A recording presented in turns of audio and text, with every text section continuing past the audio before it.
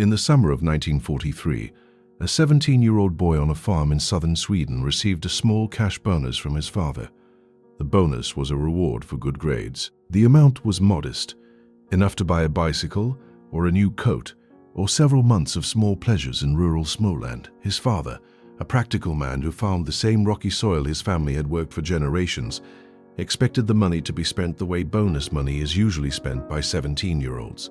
Instead, the boy registered a company. He named it using the initials of his own name, the farm where he had grown up, and the nearby village, Ingvar Kamprad, Elmterret Farm, a Gunnerid village, IKEA capital investment, the equivalent of roughly $40. Initial product line: fish, Christmas cards, seeds, ballpoint pens, and whatever else he could source cheap and sell at a margin. Number of employees: 1. Also 17. Also the owner. 80 years later, IKEA operates 460 stores across 62 countries. It employs approximately 220,000 people. It sells furniture and home goods in quantities that require their own unit of measurement. The company's suppliers produce components numbered in the tens of billions annually. The IKEA catalogue, before it was discontinued in 2021, after 70 years of continuous publication, was printed in quantities exceeding the Bible's annual print run, not in a single year, every year, for decades. The company's estimated value sits at approximately $60 billion, structured through a foundation in Liechtenstein in a way that has generated more interest from tax lawyers and investigative journalists than from the general public, which is probably how the man who built it preferred things. But here is what makes the IKEA story genuinely unusual, and what separates it from the standard founder mythology. Ingvar Kamprad did not build a $60 billion empire despite being from a poor farm in southern Sweden. He built it specifically because of what that farm taught him, about cost, about resourcefulness, about the specific fury of a person who has watched money disappear and has decided it will never disappear again. The frugality was not a personality quirk. It was the engine. The story starts in a place that geography has never favored, with a family that history had not been kind to, in a country that was, in 1926, still largely agricultural and deeply poor. It starts, as almost all the interesting Swedish stories do, in Småland. Elmterret Farm sits in the kind of Swedish countryside that looks, in photographs, peaceful and simple. It is not simple. It is the landscape of constraint. The fields are small because the rocks between them cannot be removed cheaply enough to justify the additional land. The soil produces modest yields because the glaciers that shaped the region 10,000 years ago left behind a substrate too thin and too acidic for the crops that make farming profitable. The trees are birch and pine and spruce, useful for timber, but requiring decades of growth before harvest, which is a business model that rewards patience but not ambition. The Kamprad family had been farming this constraint for generations. Ingvar's father, Fyodor, managed it with the specific combination of diligence and resignation that the land seemed to produce in the people who worked it.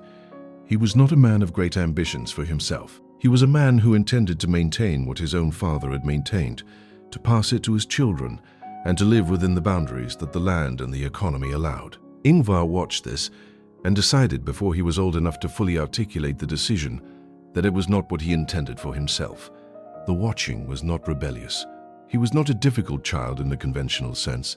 He did his farm work, attended school, obeyed his parents. The separation was internal, a private conviction, developed quietly and sustained quietly, that the farm's logic of maintenance and modest sufficiency was not the only available logic. The dyslexia complicated the school years in ways that left specific marks. Reading was slow and error-prone. Writing was laborious. The classroom environment, organized around written examinations and written assignments, measured him consistently below his actual intelligence. Teachers who encountered him in conversation, and several did because the boy was articulate and unusually analytical when speaking, found the gap between his verbal intelligence and his written performance confusing. In the 1930s, in rural Småland, that confusion was not resolved through diagnosis and accommodation. It was resolved, usually, by placing the student in the practical track rather than the academic one. Ingvar was placed in the practical track. This was, in retrospect, the education he needed. The practical track taught the mechanics of commerce, basic accounting, inventory management, the logistics of agricultural trade. It was the formal version of what he had already been doing informally since age 5, and having it taught in a structured context gave him language and framework for instincts he had already developed. He sold things through his school years with the consistency of someone operating a small business, because he was operating a small business. Matches, then seeds, then Christmas decorations, then pens and pencils when he discovered that the Stockholm wholesale price for stationery allowed a substantial rural retail markup. He expanded his territory on the bicycle, then on the local bus when the territory grew beyond bicycle range. What he was learning through this decade of small-scale commercial operation was not primarily about the products. The products were interchangeable. Matches today, pens tomorrow, fish next week. What he was learning was the universal structure of a transaction, the cost of the input, the price of the output, the friction in between that ate the margin, and the specific ways that friction could be reduced. Friction was his obsession, not in the mechanical sense, but in the commercial one. Every step between the manufacturer and the customer that added cost without adding value was, to Ingvar's way of thinking, a form of theft. Not moral theft, but structural theft, a drain on the system that benefited no one who was actually producing or actually consuming. His father's bonus arrived in 1943. Ingvar was 17, finishing his final year of school, and had been thinking about a specific gap in the Småland market. The gap was not furniture, not yet. The gap was simply in the category of small household goods and practical items that rural Swedes needed regularly and could only obtain either from expensive local shops or through catalogue orders that took weeks to arrive. The distribution system was inefficient, the markup was high, and the customers had no alternatives. Ingvar had been thinking about how to create an alternative. The bonus gave him the capital to register the company. The name came quickly. His initials, the farm, the village, assembled into a word that was simple enough to remember and unusual enough to be distinctive. He wrote it down, filed the paperwork, and on July 28, 1943, the Ingvar Kamprad Elmtorred Company officially existed. He was 17 years old, and he owned a company. The company sold in its first year fish, Christmas cards, seeds, ballpoint pens, picture frames, table runners, jewelry, and nylon stockings. The product selection was not curated around a coherent brand identity. It was assembled around a single principle: high volume, low-cost goods that could be sourced at a significant discount to their local retail price. It worked, modestly, in the first year, then less modestly. By the time Ingvar was 19, he had added a product category that would change the direction of the company permanently. He had added furniture. The furniture was not the plan. It was an accident of geography. Småland, the same region that had frustrated farmers for centuries with its thin soil and short growing season, had developed a significant furniture manufacturing industry during the 19th and early 20th centuries. The reason was simple. The forests produced timber, and timber could be worked into furniture by craftsmen who couldn't make a living farming. The region around the town of Älmhult, about 30 kilometers from Elmtorred, had more small furniture workshops per square kilometer than almost anywhere else in Sweden. Ingvar knew this the way he knew everything about the commercial landscape of his region, through years of observation and conversation. When he was looking for new products to add to his catalogue operation in 1947, furniture was an obvious candidate. The local manufacturers had products, he had customers. The question was whether the economics would work at the scale he was operating. They worked better than he had expected. The Swedish furniture market in the late 1940s was organized in a specific way that Ingvar recognized immediately as an opportunity wearing the costume of a market structure. Furniture was sold through retail stores in the major cities, Stockholm, Gothenburg, Malmö, at prices that reflected the cost of the retail space, the retailer's margin, the wholesaler's margin, and the manufacturer's margin, all stacked on top of each other. By the time a dining table reached a customer in Stockholm, it had passed through 3 or 4 commercial hands, each of which had added a markup. The customer in rural Småland had access to the local manufacturer, but no mechanism to purchase at anything close to manufacturer price. The customer in Stockholm had access to the retail store, but no visibility into what the table had actually cost to make. Ingvar positioned himself in the gap. He bought directly from the Småland manufacturers, not from their retail representatives or their wholesaler relationships, directly from the workshops, and sold through his catalogue at prices that undercut the Stockholm retailers substantially while still maintaining a margin that made the operation viable. The catalogue, at this stage, was not the sophisticated operation it would later become. It was a printed price list, mailed to customers who had expressed interest, describing products in brief functional terms. No photographs, no design language, no lifestyle imagery, just the item, the dimensions and the price. It worked because the price was the point. By 1948, furniture had become the primary product in the IKEA catalogue. By 1950, Ingvar had opened a small showroom in Älmhult, not a proper store, more a warehouse with a few items arranged so customers could see what they were ordering from the catalogue. The showroom was an experiment. The question was whether customers who could see the furniture before buying would convert at higher rates than catalogue customers who couldn't. They did. The conversion rate in the showroom was substantially higher than in the catalogue. Customers who could sit on a chair, open a drawer, see the actual finish of a tabletop, bought more items per visit and returned more often. Ingvar absorbed this information and drew the correct conclusion. The catalogue was a discovery mechanism. The physical space was a conversion mechanism. You needed both, and the physical space needed to be designed around the specific logic of what made customers decide to buy. This was, in the retail design thinking of 1950, not a common analysis. Most furniture retailers operated showrooms because that was how furniture retail worked. Customers came in, a salesperson guided them through the inventory, they selected items, the items were delivered from a warehouse. The showroom was a service environment, organized around the salesperson's role. Ingvar's showroom did not have salespeople in the conventional sense. It had the furniture, arranged so customers could interact with it directly, and a catalogue that explained the pricing and the ordering process.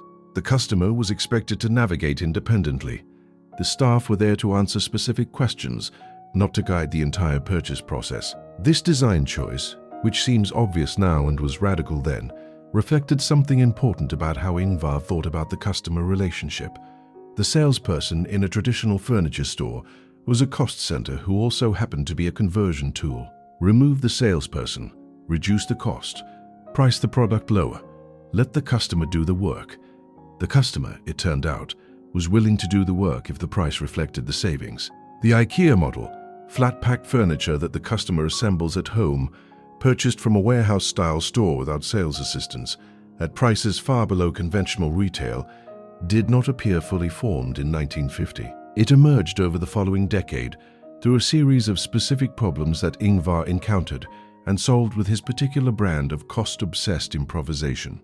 The first problem was delivery. Furniture, in the conventional retail model of 1950, was delivered to the customer's home by the retailer's truck. Delivery added cost, driver labor, vehicle maintenance, fuel, scheduling overhead, that appeared on nobody's itemized invoice but was embedded in the retail price of every piece. It was friction.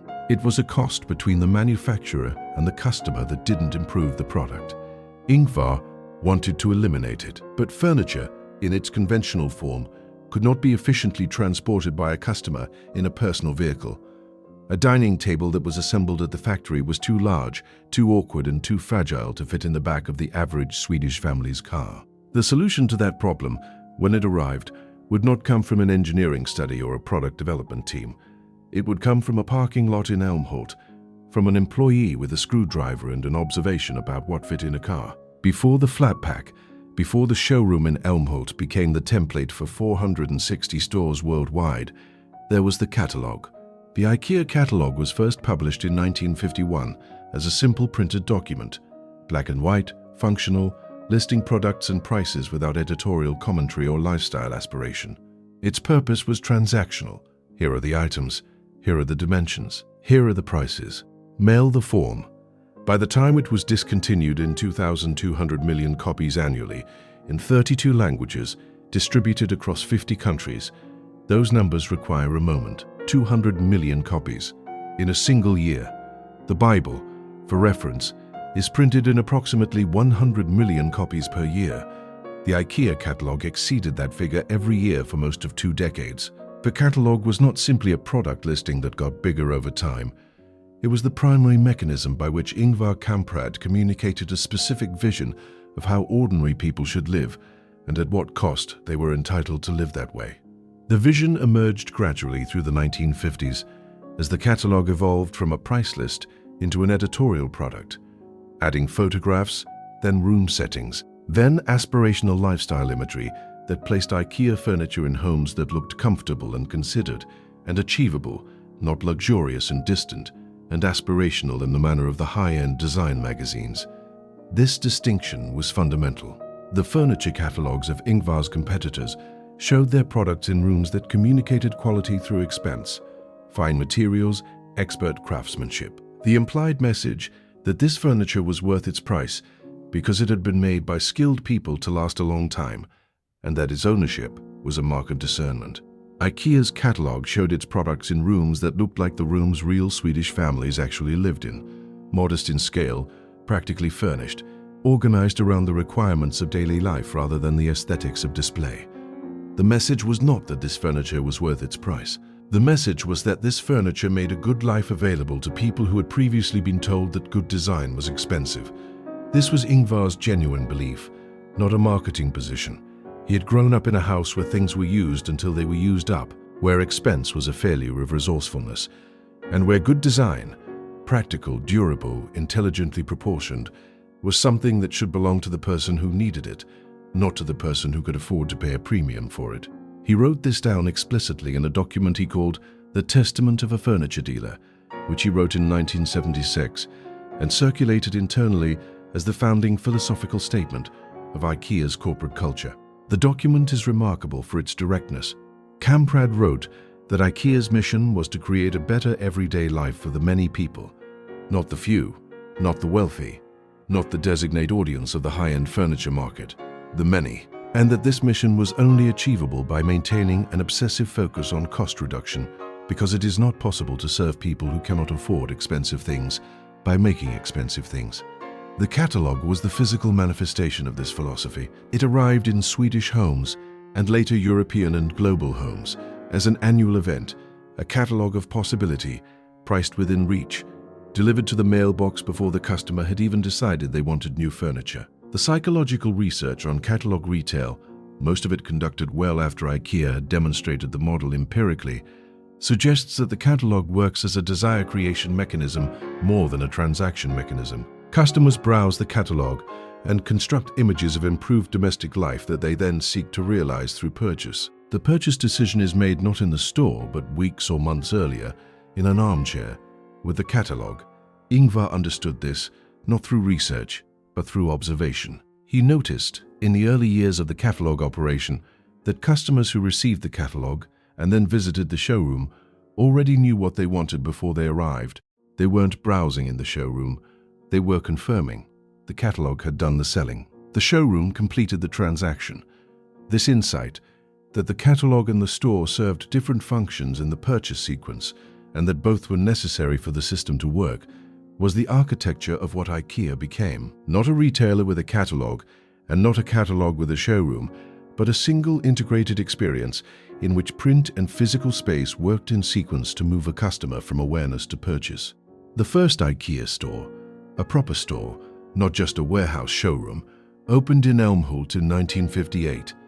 It was 6,700 square meters, which made it the largest furniture store in Scandinavia at the time. And inside it, arranged in room settings that matched the catalogue photographs, was the product line that had been transformed by an accident in a parking lot 3 years earlier.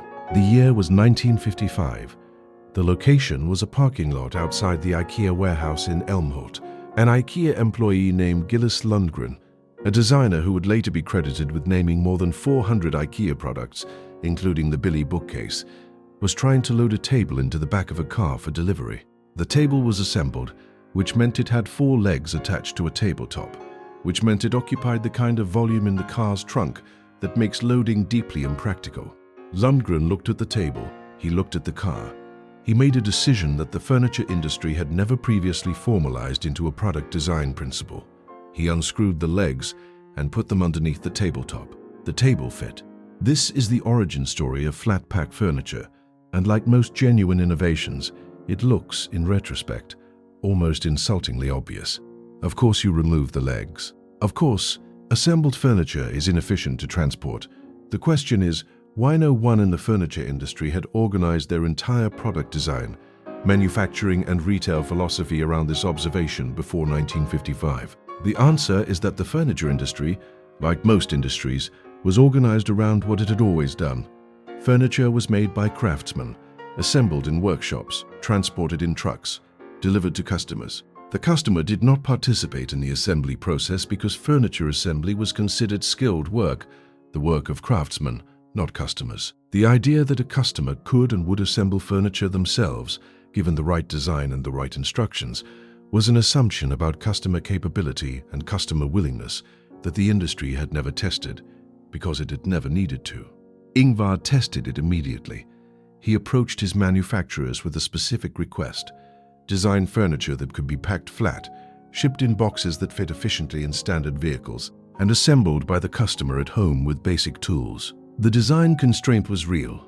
Not every piece of furniture translates cleanly to flat-packed assembly, but the Småland manufacturers, who had been trained for generations in the practical problem-solving of working with limited resources, engaged with it seriously. The results were initially modest in their ambition: tables with detachable legs, bookcases that assembled without specialized tools, chairs with removable seats and backs. But the economics were transformative immediately. Flat-packed furniture required significantly less volume in storage and transportation than assembled furniture, which reduced the cost per unit at every step in the supply chain. A truck that could carry 20 assembled tables could carry 60 flat-packed ones. A warehouse that held 100 assembled bookcases could hold 300 flat-packed ones. The reduction in logistics cost, passed through to the retail price, produced the kind of gap between IKEA's prices and its competitors' prices that could not be closed by conventional efficiency improvements. Ingvar's competitors could work harder, buy better materials, negotiate more aggressively with their manufacturers, and still not close the price gap, because the gap was structural. It was built into the product design. A conventional furniture retailer couldn't match IKEA's prices without redesigning every product it sold and rebuilding every part of its supply chain. The gap was not a temporary competitive advantage, it was an architectural one. The customer assembly requirement, what would eventually become one of the most discussed and debated aspects of the IKEA experience, was, from Ingvar's perspective, not a compromise or an inconvenience. It was a deliberate transfer of value. The customer contributed labor. In exchange, the customer received a lower price. The transaction was explicit and voluntary. No one was deceived about what the process involved. The Allen key that arrived in every IKEA flat-pack box was not a consolation for an inferior product. It was the mechanism of the customer's participation in the cost reduction. Whether customers found the assembly process frustrating was, to Ingvar, a secondary question. The primary question was whether the price justified the effort.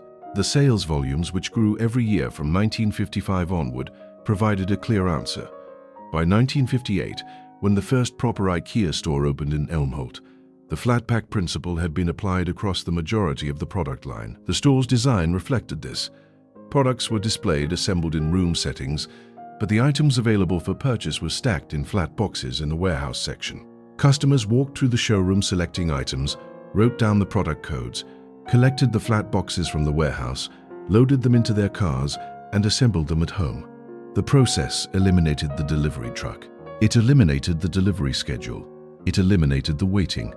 The customer left with the product on the same day they decided to buy it, which was a retail experience that conventional furniture stores, with their order and wait model, could not offer. It also eliminated a cost that did not appear on any product price tag, but was real and significant: the customer's time spent waiting for delivery, coordinating with delivery drivers, and rearranging their schedule around a delivery window. IKEA had not just reduced the price of the furniture, it had reduced the total cost of the transaction. Ingvar's competitors noticed all of this. Most of them concluded that the flat-pack model was a novelty that would appeal to budget customers, but would not threaten the mainstream furniture market. They were wrong, but they had several years before the full weight of that mistake became clear. In the meantime, the Swedish furniture industry had decided to deal with IKEA through more direct means. By the early 1950s, the established Swedish furniture manufacturers and retailers had identified IKEA as a specific and serious threat. The threat was not primarily about market share, though the market share concern was real. The deeper threat was to the pricing structure that the entire industry depended on. Ingvar's direct purchasing from Småland manufacturers, combined with his catalog distribution model, was demonstrating to Swedish consumers that furniture cost significantly less to make than it cost to buy through conventional retail. This was information the industry preferred consumers not to have. The organized response came through the Swedish Furniture Dealers Association, which in 1951 voted to instruct its member manufacturers not to sell to IKEA. The boycott was not subtle. Member manufacturers who sold to IKEA were told they would lose access to the industry's trade fairs, the primary venues through which Swedish furniture manufacturers reached buyers outside their immediate geographic area. The trade fair access was for small Småland workshops operating on thin margins, not a trivial matter. It was often the difference between a viable business and one that was limited to local customers. Most manufacturers complied. The boycott reduced IKEA's access to Swedish suppliers significantly. Ingvar's response was to go further east. But before the Poland solution arrived, there was a period in the early 1950s when IKEA operated on genuine supplier constraint. The boycott had been effective enough that Ingvar could not source the full range of products he needed from Swedish manufacturers at the prices he required. He responded in two ways, both of which became permanent features of IKEA's operating model. The first response was design. If manufacturers would not produce the designs Ingvar wanted, at the prices he required, IKEA would develop the designs internally and bring them to manufacturers as complete specifications, not as requests for the manufacturer's standard products. This inverted the conventional retailer-manufacturer relationship. Instead of a retailer selecting from what manufacturers produced, IKEA became a company that designed what it wanted and commissioned manufacturers to produce it. The design capacity this required was built gradually through the 1950s, starting with Gillis Lundgren, the parking lot innovator, and expanding into a proper design function that eventually employed hundreds of people. The design language that emerged from this function was not accidental aesthetics. It was cost-driven design, clean lines because clean lines required less material and less labor to produce. Functional forms because functional forms eliminated decorative elements that added cost without adding utility. Modularity because modular components could be manufactured at scale and combined into multiple products. The visual language of IKEA, the clean Scandinavian functionalism that the global market came to associate with Swedish design taste, was substantially a product of cost engineering. It looked like philosophy. It was arithmetic. The second response to the boycott was to understand, with more clarity than before, that dependence on any single supply base was a structural vulnerability. The boycott had demonstrated this by nearly working. Ingvar had been, before 1951, almost entirely dependent on Swedish suppliers. The industry had exploited that dependence effectively. He would not allow the dependence to be recreated. When the opportunity to source from Polish manufacturers presented itself in the late 1950s, Ingvar took it not just because the prices were lower, though they were substantially lower, but because geographic and political diversification of the supply base made the kind of organized boycott he had experienced in Sweden structurally impossible to repeat. You cannot boycott a company that buys from manufacturers in a dozen countries simultaneously. There is no single association with the power to coordinate that scale of refusal. The Swedish furniture establishment had, in trying to kill IKEA, taught Ingvar exactly how IKEA needed to be structured to survive. The lesson was absorbed and applied permanently. But the boycott did something else, something less strategic and more personal. It made Ingvar Kamprad angry in the specific way that injustice makes people angry who grew up with a bone-deep suspicion of concentrated power. He had spent his early career demonstrating that furniture could be made and sold at prices that ordinary Swedish families could afford. The industry's response was not to compete on price or quality. It was to organize collectively to remove his supply base. They were not trying to beat him. They were trying to eliminate him. He had watched as a child his father accept the constraints of the farm without significant resistance. The farm's constraints were natural. The soil was thin. The season was short. There was no remedy. The furniture industry's constraints were manufactured. They were the deliberate construction of people who had decided that their margins were more important than their customers' access to affordable goods. That distinction between natural constraint and manufactured constraint became a defining feature of how Ingvar thought about competitive threats for the rest of his life. Natural constraints were to be worked around with resourcefulness. Manufactured constraints were to be dismantled with structural solutions. The Polish supply base was a structural solution, and it worked at a scale that the Swedish furniture establishment had not anticipated. The Iron Curtain, from the perspective of the Swedish furniture industry in the late 1950s, was an ideological and political barrier between Western Europe and the communist bloc. From Ingvar Kamprad's perspective, it was a manufacturing opportunity. Poland in 1960 had the infrastructure of an industrial economy: factories, skilled workers, engineering capability, and the wage levels of a post-war country still rebuilding from destruction. The combination produced manufacturing costs that were, for certain product categories, substantially below anything available in Western Europe. Furniture was one of those categories. Polish woodworking was skilled. Polish wood was abundant. The country's forests had recovered from wartime destruction and were producing quality timber at volumes that supported an active furniture manufacturing sector. And Polish wages, in a command economy that set compensation administratively rather than through labor market competition, were a fraction of Swedish wages. Ingvar flew to Warsaw in 1961. He returned with supply agreements. The Polish sourcing was not immediately straightforward. The logistical complexity of importing from a communist country through Sweden's port infrastructure was significant. Currency exchange was controlled. Quality consistency required management overhead that domestic sourcing did not. The political risk, the possibility that Cold War tensions could disrupt supply lines at any point, was real and uninsurable in the conventional sense. Ingvar absorbed all of this and proceeded. What he had identified was not just a cheaper supply base. He had identified a structural insight that would define IKEA's competitive position for the following 6 decades.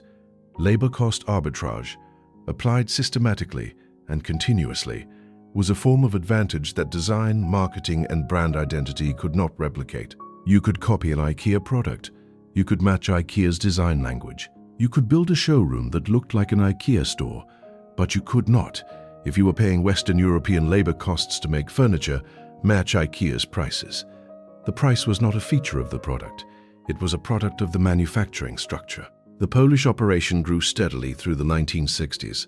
By the mid-1960s, a significant portion of IKEA's product line was being manufactured in Poland with quality management systems that Ingvar and his team had developed specifically for the cross-border relationship. By the 1970s, IKEA's supply base had expanded to include manufacturers in other low-cost countries: Yugoslavia, Hungary, Romania, each edition driven by the same calculus that had taken Ingvar to Warsaw in 1961.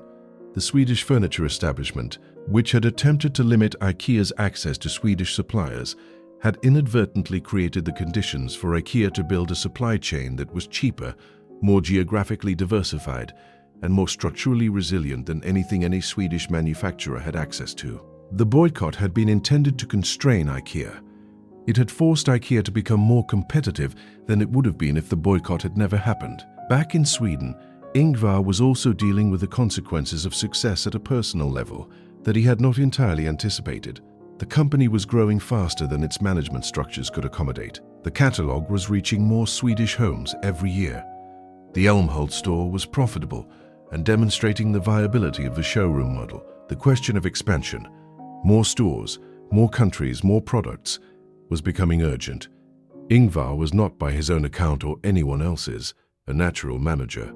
He was a merchant and a product man, obsessively interested in cost and customer value, relatively uninterested in organizational structure, delegation, and the administrative machinery of a growing company. He made decisions quickly, changed direction without extensive consultation, and maintained personal control over a widening range of choices for longer than the company's size could efficiently support. The first international expansion came in 1963, when IKEA opened a store in Oslo, Norway. It was, from the beginning, more successful than anyone at the company had projected. The Norwegian market responded to the price and design combination in exactly the same way the Swedish market had, with the specific enthusiasm of customers who had previously been told that good furniture was expensive and who were being offered evidence to the contrary. Switzerland came next in 1973. Then West Germany in 1974, a market that would become IKEA's largest by revenue within a decade. Germany was where the model proved itself at true scale. The German consumer of the 1970s was, in relevant ways, similar to the Swedish consumer of the 1950s, practical, quality-conscious, price-aware, and deeply suspicious of unnecessary expense. The IKEA proposition was not positioned as cheap, it was positioned as intelligent. The argument was not that this furniture cost less because it was inferior. The argument was that it cost less because every unnecessary expense between the manufacturer and the customer had been removed. Germans found this argument persuasive. The German stores were profitable from their first year. The model had crossed its first serious cultural export test. But while IKEA was expanding across Western Europe and building supply relationships across Eastern Europe, there was a story in Ingvar Kamprad's past that had been present the entire time and that, eventually, could not be contained. In 1994, a Swedish journalist named Elizabeth Aspring published research that had been quietly developing in Swedish archival circles for years. Ingvar Kamprad, the research showed, had been a member of a Swedish Nazi organization during the 1940s and had maintained an active relationship with Per Engdahl, the leader of the Swedish fascist movement, well into the 1950s. The specific organization was the Swedish Socialist Rally, later renamed the New Swedish Movement, which was the primary organized fascist political group in Sweden during and after the Second World War. Kamprad had joined in his late teens, during the war years, and had recruited members, attended meetings, and corresponded personally with Engdahl. This was not a brief youthful flirtation with an extreme position that he quickly abandoned. The documented relationship with Engdahl continued for approximately 15 years, well past the point when the full scale of what Nazism had produced in Europe was part of the public record. Kamprad's response, when the research became public, was an acknowledgement letter sent to IKEA employees in 1994 that is worth examining carefully. He wrote that his involvement in the Swedish Nazi movement was the greatest mistake of his life. He described himself as young and impressionable and influenced by a great uncle who had been a committed German nationalist. He expressed genuine remorse. The letter was honest in its admission and incomplete in its accounting. The duration of the relationship, 15 years, not a few wartime months, received less emphasis than the youth and impressionability framing. The specific activities, recruitment, not just passive membership, were not detailed. The response from the Swedish public, from IKEA's employees, and from the business press was measured in a way that reflected a specific complexity in the Swedish national conversation about the war years. Sweden had maintained neutrality during the Second World War, which had allowed it to avoid occupation and to maintain its industrial economy, including the trade relationships with Germany that had made Swedish neutrality commercially comfortable. The Swedish relationship with Nazism was not simple. There had been genuine Swedish Nazis, genuine Swedish resistors, and a large middle that had preferred not to examine the question too closely. Kamprad's Nazism existed in a context that Sweden had spent decades not fully examining. The public response was shaped partly by that context, a recognition that the story was complicated in ways that neither simple condemnation nor simple forgiveness could contain. Outside Sweden, the reaction was more straightforward in some quarters. Jewish groups noted that IKEA's founder had actively participated in organized fascism during the Holocaust years and had maintained that relationship long after the Holocaust was known. The duration and the activism, not just holding opinions, but recruiting, organizing, corresponding, were not reducible to youthful impressionability. Within IKEA, the 1994 disclosure created a specific kind of institutional crisis that is difficult for companies to manage. The revelation that the founder's biography contains a moral catastrophe that cannot be explained away or contextualized into irrelevance. The company's response was to accept the disclosure, to not attempt to suppress or minimize beyond the founder's own letter, and to allow the subsequent years to determine what the event would mean for IKEA's standing. What happened in the subsequent years is itself instructive. IKEA continued to grow, the stores continued to come, the customers continued to come. The 1994 disclosure did not produce a sustained consumer boycott or a lasting commercial damage to the brand. Several things explain this, none of them particularly comfortable. The first is that IKEA's customer relationship is organized around the transaction.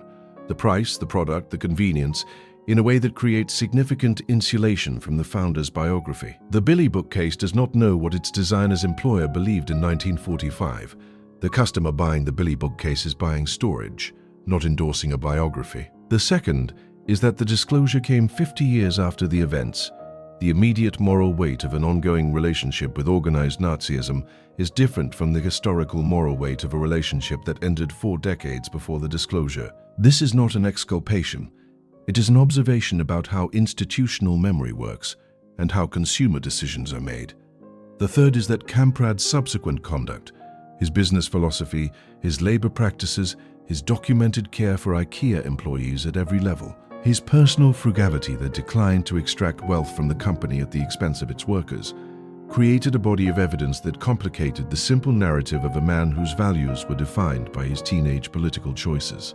None of this resolves the moral question.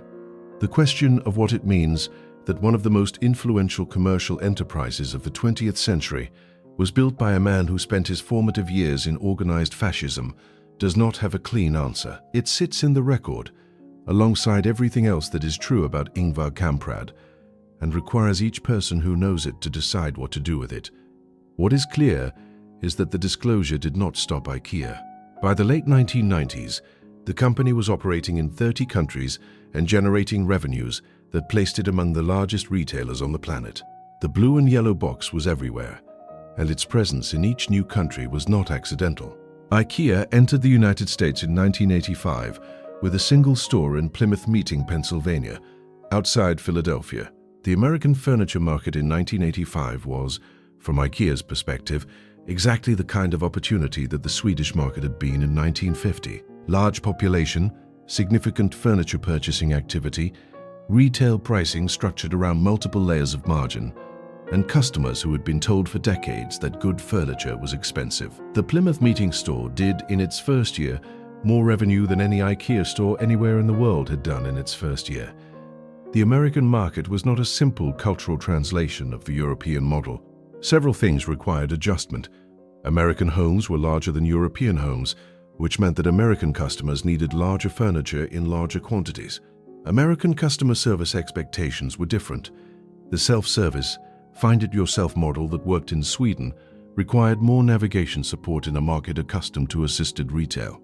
And the flat pack assembly requirement, while accepted without significant resistance by European customers who had been doing it for 20 years, was a point of friction for American customers who were less habituated to it. Ingvar addressed the service issue by hiring more floor staff for American stores than for European ones, a concession to market conditions that he found intellectually irritating but commercially necessary. The flat pack issue he addressed by improving the instruction design, which he recognized was a significant factor in customer experience. Instructions that were clear and accurate produced assembly experiences that were manageable. Instructions that were ambiguous produced experiences that became the subject of television comedy routines. The instruction design became, over time, a genuine area of IKEA investment. Not because customer frustration was a moral problem, but because customer frustration was a cost. Returns, complaints, and negative word of mouth were friction. Removing friction was the organizing principle of everything Ingvar did. The American expansion succeeded at a scale that established IKEA as a global retailer rather than a European one.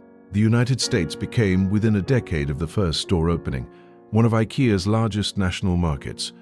More importantly, the American success demonstrated that the model was not culturally specific to Scandinavia or even to Europe. The proposition, design forward furniture at prices that undercut conventional retail, in stores that served customers efficiently without the overhead of a conventional retail model, translated, the global expansion through the 1980s and 1990s followed a consistent pattern. Identify a market with the relevant characteristics, significant furniture purchasing activity, retail pricing inflated by distribution and margin stacking, customers with sufficient income to buy furniture but insufficient income to be comfortable with conventional furniture prices. Enter with a single large store in a high-traffic location, price aggressively against the local market, build the catalog distribution simultaneously with the store. By 2000, IKEA operated in 2009 countries. By 2010, in 41. The expansion was not simply geographic, Each new market produced supply chain relationships, design insights, and operational knowledge that fed back into the global organization. The Swedish origins remained visible in the product line, the names of products, the visual language, the functional Scandinavian aesthetic. But the company was, by any meaningful measure, a global organization that had metabolized its Swedish roots into a coherent identity without being limited by them. Throughout this expansion, Ingvar Kamprad had been doing something that attracted more journalistic attention as IKEA grew. He had been living in a manner that appeared from the outside to be entirely disconnected from the wealth that the company represented. Ingvar Kamprad flew economy class. Not occasionally, not when the business class cabin was full, not as a symbolic gesture on routes where the difference in price was trivial. Economy class, consistently, on long-haul flights, into his 70s, when he was running a company with revenues in the tens of billions of dollars. He drove a 1993 Volvo 200 until it was old enough to be an object of automotive nostalgia. He bought his clothes at second-hand markets. He returned his empty bottles for the deposit. He flew to IKEA store openings in cities he had visited dozens of times and ate in the store cafeteria, the meatballs and the IKEA price point food, rather than at the restaurants his executives used for client entertainment. He had a house in Switzerland. He had moved to Switzerland from Sweden in 1973, a relocation that tax observers found instructive, and it was comfortable without being extravagant. He had a vineyard in Provence. He had the things that a man in his circumstances might be expected to have. But the mode of his daily life, the economy seats, the old car, the second-hand shopping was not performance, it was disposition. The Småland formation was not something he had grown out of. It was something he had grown into more deeply as the company had grown larger. His employees at all levels described the same experience. Ingvar would arrive at a store unannounced, eat in the cafeteria, walk the floor, pick up a piece of litter, rearrange a product display that wasn't quite right, and have a conversation with a floor worker about why a particular item wasn't selling. He knew the cost structure of individual products. He knew the margins on specific product lines. He could discuss the economics of the Polish supply chain with the same specificity as he could discuss the economics of the meatball operation. This was not the behavior of a man who had built a company and then appointed managers to run it while he enjoyed the proceeds. This was the behavior of a man whose entire identity was organized around the operational problem of making things cheaper and making cheap things better. The paradox was real, but also under examination, not paradoxical. Ingvar Kamprad's frugality was not a contrast to his wealth. It was the source of it. The economy seats and the second-hand clothes were the same instinct as the flat-pack furniture and the Polish supply chain and the self-service store model. Every form of unnecessary expense was friction. Every form of friction was a failure of resourcefulness. A man who flew business class was spending money that could be deployed elsewhere more efficiently. The fact that he could easily afford business class was irrelevant to the analysis. You either eliminated unnecessary expense or you didn't. Consistency was not optional. This philosophy had commercial consequences beyond Ingvar's personal balance sheet. A company whose founder genuinely lived by cost discipline created a culture in which cost discipline was not a memo from finance, but an operational value that ran through every level of the organization. IKEA employees understood, in a way that employees of companies with profligate founders rarely do, that cost reduction was not a temporary austerity measure. It was the purpose. The culture was not always comfortable. A company that eliminates unnecessary expense defines necessary with some precision, and that definition is not always the same as the definition held by the people doing the work. Ingvar's expectations for supplier pricing were described by suppliers as extremely demanding.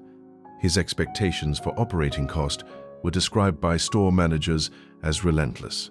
His personal involvement in product pricing decisions, maintained into his 80s, was described by IKEA designers as both motivating and occasionally infuriating. But the culture produced results that no external consultant's efficiency program could have generated, because the results were not produced by process. They were produced by a shared conviction that the cost reduction was the point, not the means to a different end, but the end itself, because the end was affordable furniture in the homes of people who needed it. Whether that conviction justified everything done in its service is a question the record leaves open.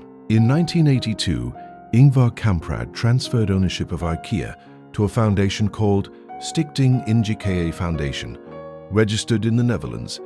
The foundation owned the IKEA Group, which operated the majority of IKEA stores worldwide. The IKEA brand name and concept was licensed by a separate entity called IKEA Systems BV, also Dutch registered, which was owned through a structure that passed through Liechtenstein. The result of this arrangement was a company that was, for practical purposes, immune to the kind of ownership changes, inheritance complications, and tax events that affected conventional corporations. It was also, as journalists and tax researchers noted over the following decades, structured in a way that minimized tax obligations at a level that required considerable architectural ingenuity to achieve. The specifics of IKEA's corporate structure have been examined extensively by the European Commission, which investigated whether the intercompany royalty payments, IKEA stores paying licensing fees to the IKEA brand entity, constituted state aid through favorable Dutch tax treatment. The investigation concluded in 2021 without finding actionable state aid, though the investigation itself produced detailed documentation of a structure that had, over several decades, efficiently directed profits through jurisdictions with favorable tax treatment. Ingvar's stated reason for the foundation structure was not tax optimization. It was continuity. He had 3 sons, Peter, Jonas, and Matthias, and a daughter, Annika, and he had observed through decades of business experience what happened to companies when they were passed to heirs who had not built them. The Vans story, a man who handed his company to a brother who nearly destroyed it in 3 years, was one version. The general pattern, founders' children inheriting companies and making decisions based on personal interest rather than operational expertise, was another. The foundation structure removed IKEA from the inheritance sequence. No heir could sell it, break it up, or redirect its capital to personal use. The foundation's purpose was specified: to own and operate IKEA in perpetuity according to its founding values. The company was, in this structural sense, permanent. The tax consequences of this structure were significant and were not, it is reasonable to conclude, entirely incidental to the design. Ingvar Kamprad was a man who had spent his entire life finding ways to reduce costs. Tax was a cost.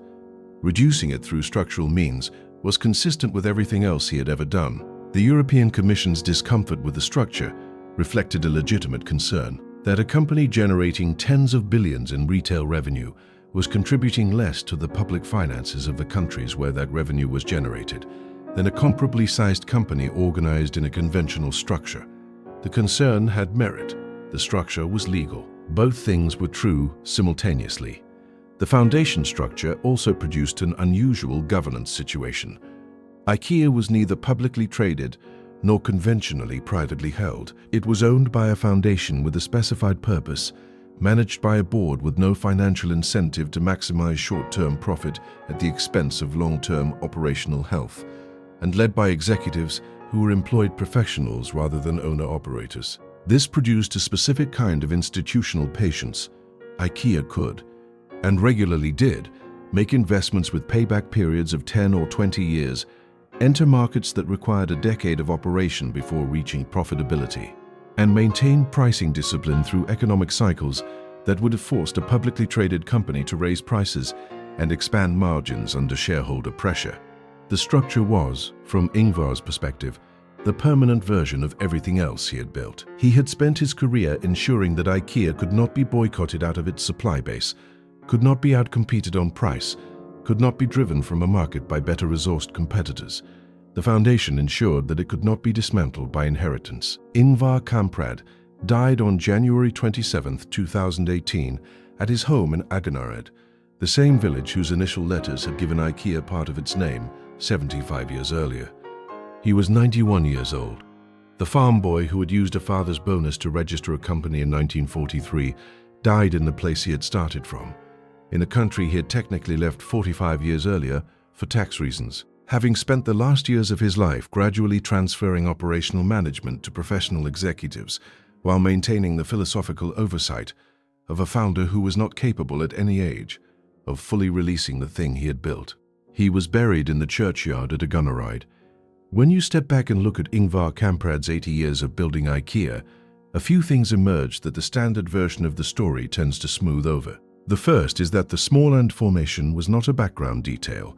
It was the operational system, the frugality, the suspicion of unnecessary expense, the visceral discomfort with waste in any form. These were not personality traits that happened to be useful in business. They were the business. Every major competitive advantage IKEA developed was a formalization of the same instinct that had led a 5-year-old boy to find the arbitrage in a box of matches. Remove the formation, and you remove the flat pack. Remove the flat pack, and you remove the price gap. Remove the price gap, and you have a moderately successful Scandinavian furniture retailer that a Swedish industry boycott could have killed in the 1950s. The second thing is the tension at the center of the story that never fully resolved. Ingvar Kamprad built a company on the explicit premise that good design should be accessible to ordinary people, that the democratization of quality was a moral purpose, not just a commercial proposition. He wrote this down.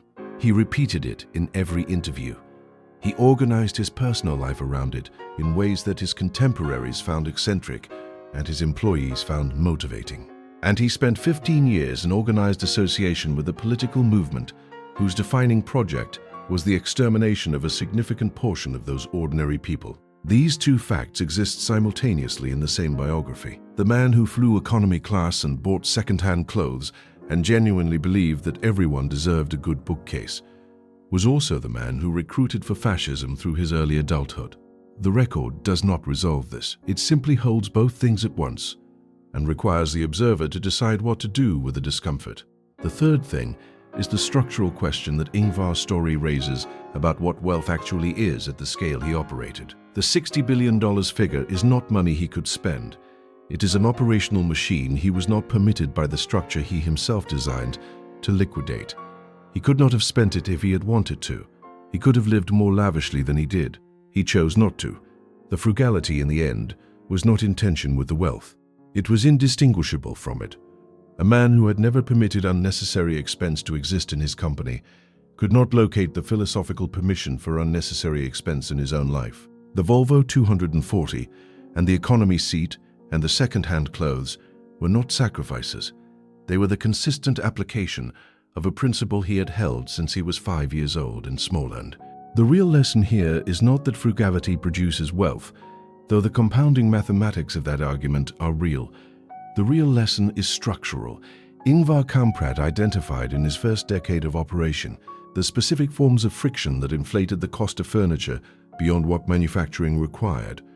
And he built an organization specifically engineered to eliminate each form of friction systematically and permanently. The Swedish industry boycott was friction. Poland removed it. The delivery truck was friction. The flat pack removed it. The salesperson was friction. The foundation removed it. Every strategic decision he made across 8 decades was the same decision wearing different clothes. Find the unnecessary cost, build the structure that eliminates it, and never permit it to be recreated. The $40 in the farm boy's pocket became $60 billion through that decision, applied 800 times. Whether the man who applied it deserves simple admiration, simple condemnation, or something more honest than either is a question the record leaves open. The blue and yellow stores are still there. The meatballs are still $3. The Allen key is still in the box. Draw your own conclusions.